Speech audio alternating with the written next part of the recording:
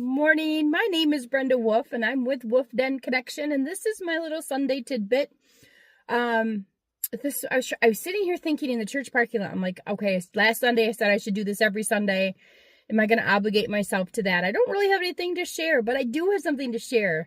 So, I don't know, 3 or 4 days ago, my husband did some rearranging in my house. Okay, if anybody knows me, I get a little sketchy when people touch my stuff because so many things have been thrown away and taken away from me that I get a little frantic when things go missing. And so my husband, this is a long story, but I'm going to make it really short. We believe in looking for the camels because God provides, and that's been our heart's prayer this month. Is we've been looking for provision from the Lord.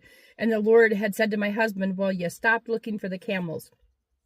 And so we have this portrait of a camel that we used to have underneath our television. Well, we moved our television and left the camel in the other room.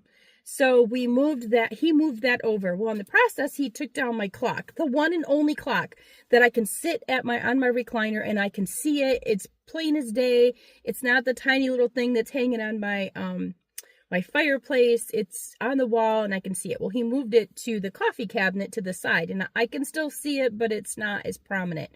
Well, it was up there by a tack and I haven't gotten to nail it in there yet. And this morning it fell when I walked upstairs. It scared the dogs. They both went running downstairs. It knocked a whole bucket of pens that we use for our home group on the floor. So I'm playing 52 pickup with that. And then I noticed the battery had come out of the clock. So I was sitting here in the parking lot and the Lord says, talk about how time stood still. And let's go back to when my husband moved the things on the wall.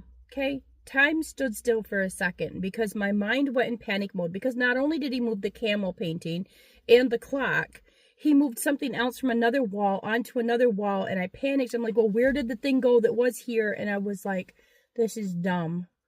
This is dumb. But for one moment, time stood still and I was panicking. So how many times has time stood still for you? How many times has the world just stopped? Like everything just suddenly crashed and you just stopped. What did you do in that moment? Well, what I did is I looked for the peace of God. And I said, God, why do I get so upset over the little things? I have to stop stopping my life when time stops.